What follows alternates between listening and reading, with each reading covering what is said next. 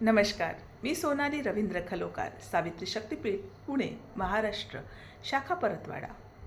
11 April 2026 Mahatma Phule यांची 200वी जयंती निमित्ताने महात्मा फुले यांनी त्या काळी अखंडाद्वारे जे मोठे प्रबोधनात्मक कार्य केले ते आजही उपयुक्त आहे. जाणून घेऊया त्यापैकी एक अखंड व त्याचा भावार्थ. आजचा अखंड आहे.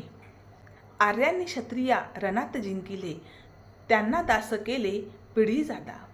मत्सराने दासा म्हणाले ते शूद्र, अपभ्रंश शूद्र त्याचा झाला.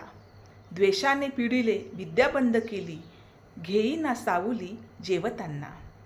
असा पंगू शूद्रा विद्या तुम्ही द्यावी, भिक्षा ती मागावी ज्योती म्हणे. जाणून घेऊया या ओळीचा अर्थ.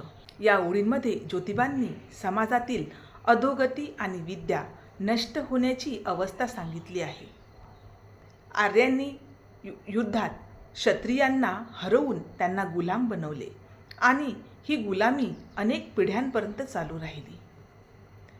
जे लोक दास म्हणजेच गुलाम झाले त्यांना नंतर शूद्र असे संबोधले जाऊ लागले. कालांतराने त्या शब्दाचा अर्थ आणि रूप बदलत गेले. काही लोकांनी विद्या फक्त स्वतःपुरती मर्यादित ठेवली, इतरांना शिक्षण दिले नाही. समाजात भेदभाव वाढला आणि एकत्र जेवणे राहणे सोडले.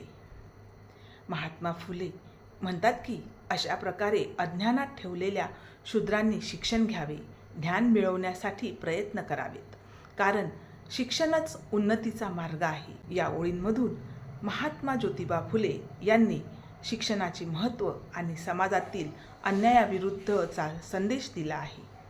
महात्मा फुले यांनी दिलेला संदेश आजही उपयुक्त आहे, म्हणून तो आपण आपल्या जीवनात अंगीकारला पाहिजे अशी मी सावित्री शक्तीपीठ पुणे महाराष्ट्राच्या वतीने आपणास विनंती करते. जय ज्योती, जय सावित्री.